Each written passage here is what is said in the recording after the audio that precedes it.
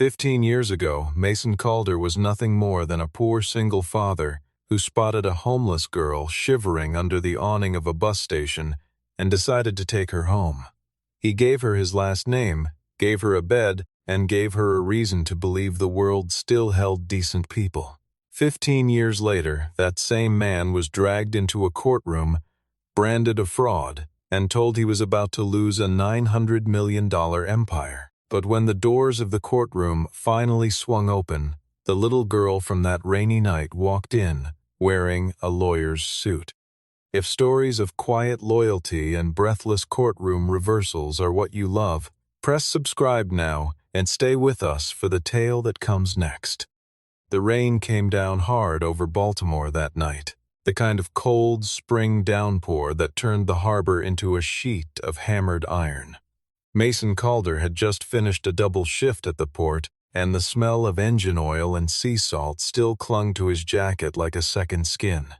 He was 31 then, a widower with grease permanently worked into the creases of his knuckles, and he wanted nothing more than to buy a little food and get home to his son, Graham, who was waiting up past his bedtime the way he always did. Mason walked past the old bus depot with his collar turned up against the wind, his mind already halfway to the small apartment where a boy would run to the door the moment he heard the key. That was when he saw her. A girl, maybe 9 years old, sat curled beneath the depot's cracked awning with her knees pulled to her chest and a torn backpack clutched against her body like the last thing she owned in the world. Her hair was soaked through, her shoes had holes at the toes, and she watched the passing strangers with the guarded stillness of a child who had learned that hoping for help usually cost more than it gave. No one had come for her. No one seemed to be looking. Mason slowed his steps, and something in his chest that had gone quiet since his wife's death began, against his will, to stir awake. He did not act on impulse, because impulse was a luxury poor men could rarely afford. Mason knew that a grown man approaching a lost child in the dark could frighten her worse than the cold. So he kept his distance, crouched a few paces away, and asked her name in the same low voice he used to calm his own son from a nightmare. She told him her name was Willa Brooks, and nothing more. He called the local police from the payphone across the street, and he asked them to send someone from Child Services, because he wanted every part of this done the right way, in the light, with nothing hidden. But he did not leave. He bought a carton of warm milk from the all-night counter and a cheap coat from the 24-hour shop on the corner, and he set them both beside her without a word. She did not thank him, not at first. She only studied the coat and the milk as though they might be a trick, and after a long moment she asked him a single question that would stay lodged in his heart for the rest of his life. She asked, "Are you coming back?" Mason went still. He knew that question. He had heard it in his own son's voice on the nights he worked late, and he had felt its weight in his own chest as a boy, waiting on a porch for a father who never returned. He looked at this soaked, wary, motherless child and understood that she was not asking about tonight. She was asking whether anyone in the entire world would choose to keep her. The months that followed were made of paperwork and patience. Mason submitted to the interviews and the home visits and the endless forms, and slowly he became her legal guardian, and then, in a small county office with fluorescent lights and a tired clerk, her father. He was not rich when he did it. He was not powerful, and he had nothing to prove to anyone watching, because no one was watching. He took Willa in for the plainest reason a person can have, which was simple kindness offered at a moment when he himself could barely keep his own head above water. On the day the adoption was finalized, he placed a house key into her small palm and folded her fingers over it, and he told her something she would carry for 15 years. He said, "In this house, nobody gets left out in the rain." That sentence became the promise at the center of everything that came after. Time moved the way it always does, faster than anyone expects. Mason kept his job at the port by day, repairing tractor units and stubborn diesel engines, and by night, at the kitchen table under a lamp with a bent shade, he taught himself the business of freight. He noticed what the men in suits never bothered to see, that the whole industry bled money from 1,000 small wounds. Trucks ran empty on their return trips. Cold storage sat idle, waiting on orders that arrived too late. Containers hung frozen at the docks for days at a time, simply because the big companies guarded their data like misers and refused to coordinate. Mason had spent his whole life inside those wounds, and he began to imagine, engine by engine and route by route, how a man might stitch them closed. From a cramped garage with a leaking roof, he founded Calder Harbor Services with 3 second-hand trucks and a crude dispatch program that Graham and Willa helped him refine once they were old enough to sit at the keyboard. What Mason had that the others lacked could not be bought at any price. He understood the workers, he understood the drivers, the mechanics, the longshoremen who moved the freight with their own backs, because he had been every one of them. He did not build his company from a boardroom. He built it out of mud and sweat, and the plain honor of keeping a delivery time he had promised. And word spread among the men who mattered that Calder was a name you could trust. Willa grew up inside that world, and she absorbed from her adoptive father a patience and a self-respect that no school could teach. She was never a fragile creature in the corner. She appeared in the story of those years as a series of small, bright cuts. A teenage girl standing in the oily light of the garage reading a battered book of contract law, listening while Mason explained the fine print of a shipping agreement, asking him why it was that poor people always seemed to lose the moment they failed to understand the paperwork. Mason had no easy answer, but he gave her the truest one he had. He told her, "In this life you might not have money, but never once sign a thing you have not read to the very last word." That single sentence planted a seed that would one day grow into everything. Willa decided she would study law, and when the tuition bills came due, Mason sold the very first truck he had ever bought to cover them, even though the company badly needed the cash that season. Graham, who was older now and had begun to think of the girl as a true sister, stood with his father and said that if Willa wanted to become a lawyer, then the whole family would carry that dream together. Over 15 years, Calder Harbor Services swelled into Calder Harbor and Rail, a logistics empire worth nearly $900 million, with dry ports and cold chain warehouses and a private rail line threading across state borders. But the larger the company became, the more strangers Mason was forced to seat around his boardroom table. And that, though he did not yet know it, was where the danger began. In the present day, Mason Calder was no longer a broke mechanic with grease under his nails. He was the founder of an empire that owned dry ports, refrigerated warehouses, a private railway, and federal shipping contracts that moved goods across the whole eastern seaboard. And yet he still wore the same worn canvas jacket he had worn at the docks, still laced up steel-toed work boots every morning, and still took his lunch sitting on an overturned crate beside the drivers rather than in any glass-walled dining room.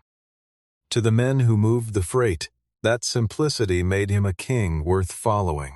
To the board of directors, it made him a relic.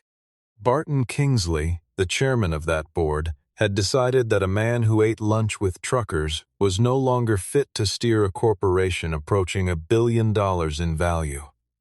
He was a polished creature of committees and quiet lunches, and he had come to see Mason's plain habits as a weakness to be exploited rather than a virtue to be honored.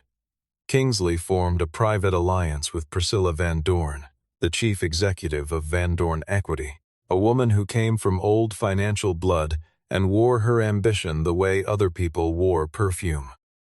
Together they devised a plan to force Mason to surrender his controlling shares at a fraction of their worth, and then to swallow the whole empire he had built from 3 rusted trucks. Their scheme was patient and precise. Kingsley engineered a lawsuit built around an old military freight contract, and he accused Mason of using company assets to fund a private trust for his family, and most pointedly for Willa, the adopted daughter who shared none of his blood. The goal was to convince a court to freeze Mason's voting rights, to pry him loose from the founder's chair, and then to sell the crippled company straight into the arms of Van Dorn Equity. It was elegant, and it was cruel, and it was designed to make Mason's greatest act of decency look like the mechanism of a fraud. What blindsided Mason was that the documents his enemies produced all bore a signature that looked exactly like his own. The trust account that had been created in Willa's name was twisted and reframed as evidence that he had been quietly bleeding the company dry to enrich a girl he had picked up off the street. The story leaked, and soon the very people who had once praised his rise began to call him a hypocrite, a sentimental fraud who wrapped his greed in the language of charity. Graham burned to strike back at once, to march into the press and tear the accusations apart. But Mason held him still with a hand on his shoulder and the calm of a man who had survived worse storms. He believed the truth had its own current, and that if he refused to panic, it would find its way to the surface in time. Still, the thing that wounded him was not the threat to his fortune. He had been poor before and knew he could survive being poor again. What cut him to the bone was the way they used Willa's past, the way they held up the single most human act of his life and called it a weakness, a sentimental mistake that a serious man would never have made.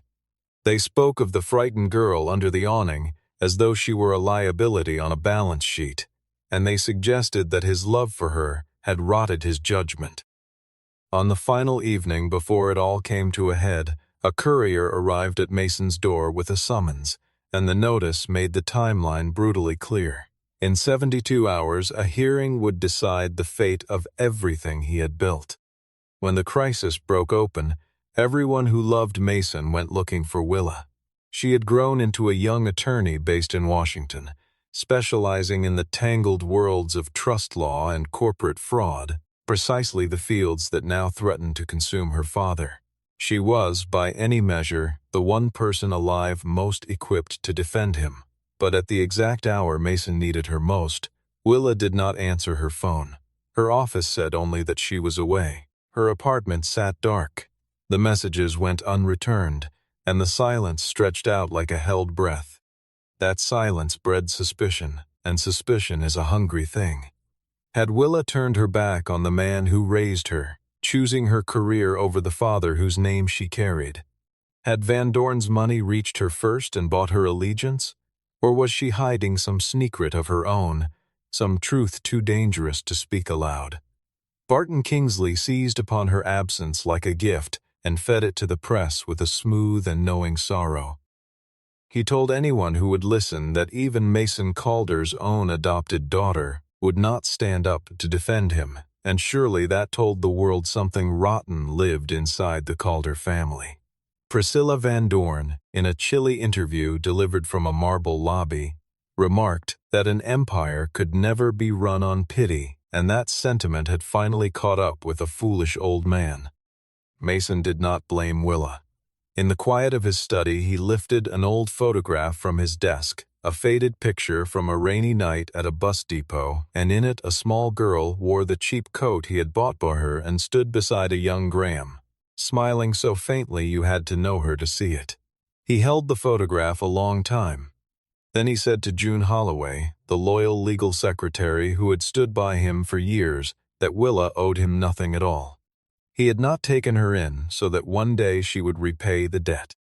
He had taken her in because a child was cold, and no arithmetic of gratitude had ever entered into it. That refusal to treat love as a loan made Mason larger in that dark hour, not smaller.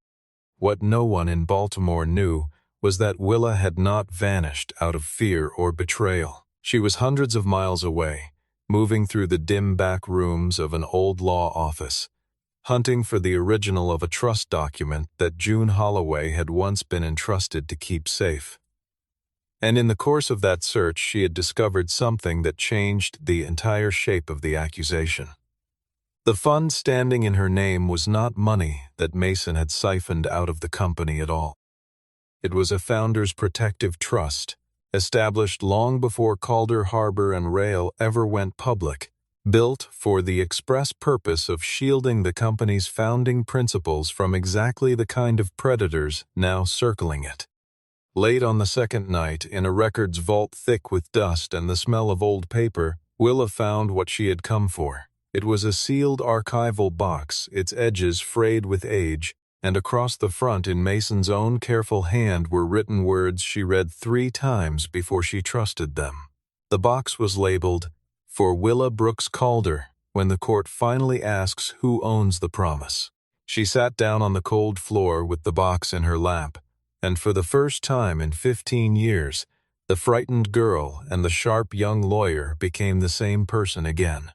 The hearing convened in the federal commercial court on a gray morning, and the air inside the chamber was formal and cold and heavy with pressure. Mason sat at the defense table beside a temporary attorney who had inherited a case he did not fully understand, while across the aisle Barton Kingsley commanded an expensive phalanx of lawyers led by the notorious Elliot Wainford, a man who had built his career on strangling opponents with the very contracts they had signed. Judge Margaret Ellison presided, a stern and famously unbribable jurist who had thrown wealthier men than Kingsley out of her courtroom, and she asked both sides to make their positions plain. The question before her was whether Mason Calder had abused company assets to build a private fund, and whether his voting rights ought to be suspended while the matter was resolved. Elliot Wainford opened with the confidence of a man holding a winning hand. He put the wire transfers on the screen, then the trust agreements, then Mason's signature enlarged until it filled the wall, and finally, deliberately, the adoption papers themselves. He painted a portrait for the court, a sentimental single father who had brought a homeless girl into his home, and then, blinded by affection, had quietly funneled the company's assets into her keeping. It was a masterful and poisonous performance, because it did not merely attack Mason's finances. It attacked his dignity, and it took the kindest thing the man had ever done and reforged it into the weapon aimed at his heart. Wainford turned to Mason and asked him directly, in front of the packed gallery, whether he had adopted a girl named Willa Brooks. Mason answered that he had. Wainford asked whether he had established a fund bearing her name. Mason answered again that he had. A murmur ran through the chamber like a current, and outside the courtroom the story flashed instantly across every wire that the founder had confessed to moving assets to his adopted child. Barton Kingsley allowed himself a small, satisfied smile. Priscilla Van Dorn sat in the rear gallery with the serene stillness of a woman who had already read the last page of the book.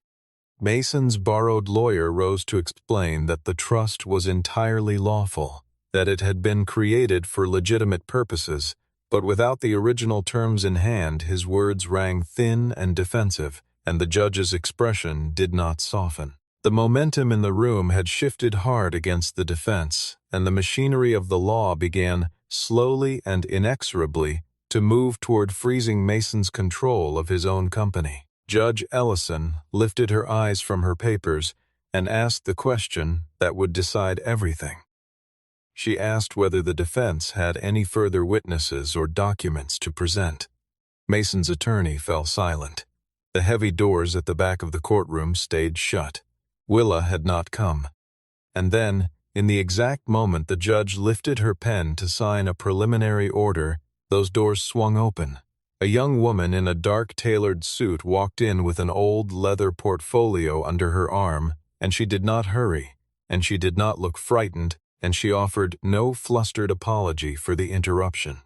She walked straight to the clerk's table with the steady stride of someone who had rehearsed this entrance in her mind 100 times, and she said in a clear and even voice, "Willa Brooks Calder, counsel of record for the defense. I move to submit emergency evidence." The whole chamber went silent. Mason turned in his chair and looked at her, and for one suspended moment he did not see an attorney at all. He saw a soaked 9-year-old under a bus depot awning, asking whether anyone would ever come back for her. But Willa did not let the emotion of that gaze weaken her. She stood straight, her chin level, her voice steady and professional, and she waited for the court to acknowledge her the way any officer of the law would wait. Whatever storm of feeling moved beneath her calm surface, she had locked it away behind 15 years of the patience her father had taught her. Elliot Wainford was on his feet at once, objecting that Willa Brooks Calder carried an obvious conflict of interest, being the adopted daughter of the very defendant whose fortune was at stake. Willa answered him without a flicker of heat. She replied that since the plaintiffs had chosen to make her identity and her adoption the very centerpiece of their accusations, she had every right to appear both as a witness to the truth of that trust and as supporting counsel on the matter of its terms. The logic was clean, and it turned Wainford's own strategy against him, and Judge Ellison, after a long and measured look at both of them, permitted Willa to present a preliminary statement. Willa opened the leather